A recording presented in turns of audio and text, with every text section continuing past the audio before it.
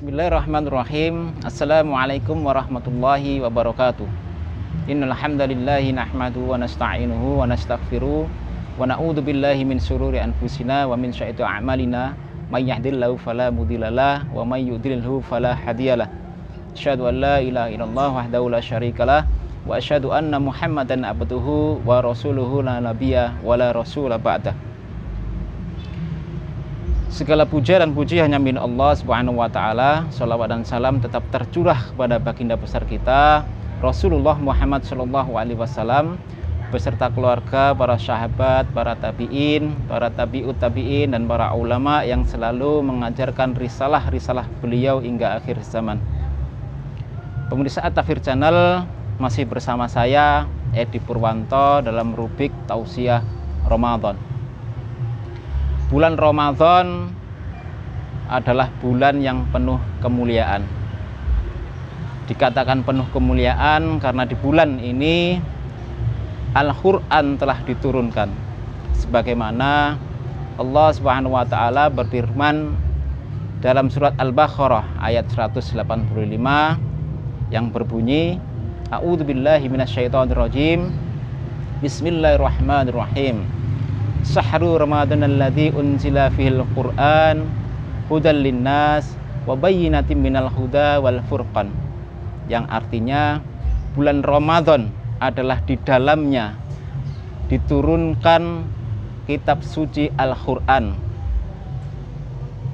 petunjuk bagi manusia, menerangkan petunjuk-petunjuk itu dan pembeda antara yang hak dan yang batil. Begitulah kurang lebihnya ketika bulan Ramadan ini dipahami oleh umat hanya sebatas ibadah individu. Berbicara tentang bulan Ramadan dan Al-Quran, kaum muslimin berbondong-bondong membaca Al-Quran. Ada yang dikhatamkan selama 1 bulan, ada yang sampai 1 minggu, bahkan ada yang sampai 40 hari. Kaum muslimin paham betul bahwasanya membaca Al-Quran faedahnya luar biasa. Baginda Nabi Rasulullah Muhammad SAW mengabarkan kepada kita bahwasanya 1 huruf di dalam Al-Quran itu diganjar 1 kebaikan, dan Allah akan melipat gandakan 1 kebaikan menjadi 10 kebaikan. Bagaimana dengan bulan Ramadan? Tentu kebaikan ini akan dilipat gandakan lagi oleh Allah Subhanahu wa taala. Selain itu, kaum muslimin juga paham betul bahwasanya membaca Al-Qur'an nanti di yaumul qiyamah, insya Allah Al-Qur'an akan menjadi penerang bagi para pembacanya. Begitulah kurang lebihnya. Pemirsa At-Tafsir Channel yang dimuliakan Allah Subhanahu wa taala. Dalam konteks mengatur kehidupan bermasyarakat, apakah cukup hanya dibaca saja Al-Quran ini? Tentu tidak. Kita hidup dalam sistem demokrasi kapitalisme yang menciptakan kerusakan hampir di semua bidang. Apakah cukup kita membaca Quran, kemudian ekonomi akan membaik? Apakah cukup kita membaca Al-Quran, kemudian politik akan menjadi lebih baik, sistem pemerintahan akan jauh lebih baik, pendidikan, kesehatan akan berubah menjadi lebih baik? Tentu itu semua adalah sesuatu yang omong kosong ketika Al-Quran hanya dibaca. Walaupun di dalamnya faedah untuk membaca Al-Quran itu sangat luar biasa sekali bagi para pembacanya. Pemirsa At-Tafsir Channel yang dimuliakan Allah Subhanahu wa taala.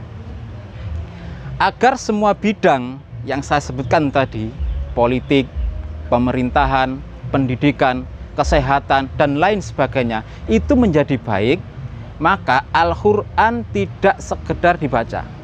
Al-Qur'an wajib diterangkan. Maka yang jadi pertanyaan adalah, apakah sistem saat ini Al-Quran itu bisa diterapkan? Sebagai contoh, kita melihat banyak ayat yang menerangkan kutiba alaikumul siyam, kutiba alaikumul qisas, kutiba alaikumul qital.